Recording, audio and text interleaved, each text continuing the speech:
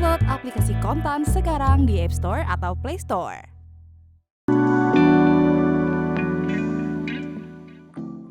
Meredanya perang dagang Amerika Serikat dan Cina serta negara lain membawa berkah. Kinerja ekspor meningkat dan neraca perdagangan pun kembali mencetak surplus jumbo. Badan Pusat Statistik melaporkan, kinerja ekspor Indonesia Mei 2025 mencapai 24,61 miliar US dollar, naik 18,66% secara bulanan dan tumbuh 9,68% secara tahunan. Naiknya ekspor ditopang ekspor non-migas yang mencapai 23,5 miliar US dollar di Mei, naik 20,07% secara bulanan dan tumbuh 11,8% secara tahunan.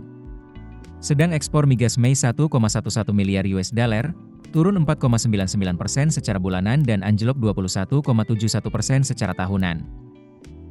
Di sisi lain, nilai impor tercatat 20,31 miliar US dollar, turun 1,32% secara bulanan. Tapi, secara tahunan realisasi ini masih naik 4,14%. Turunnya impor lantaran impor non-migas yang cuma 17,67 miliar US dollar, atau turun 2,2% secara bulanan, meski tumbuh 5,44% secara tahunan. Sementara impor migas 2,64 miliar US dollar, naik 4,93% secara bulanan, meski turun 3,8% secara tahunan. Alhasil, neraca perdagangan Indonesia pada Mei 2025 mencapai 4,3 miliar US dollar. Deputi Bidang Statistik Distribusi dan Jasa BPS Puji Ismartini menyebut, neraca dagang Indonesia telah mencetak surplus 61 bulan berturut-turut. Secara kumulatif, surplus perdagangan Januari hingga Mei 2025 mencapai 15,38 miliar US dollar. Menariknya, perdagangan RI dan AS kembali mencetak surplus jumbo 7,08 miliar US dollar selama Januari hingga Mei, mengungguli India dan Filipina.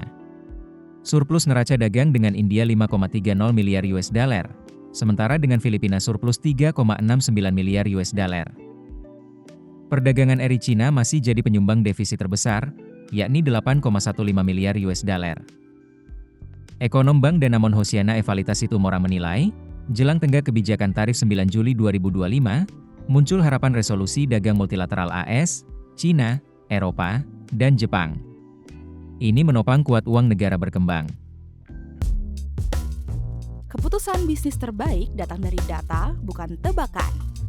Mudah berlangganan Business Insight dengan subscribe with Google.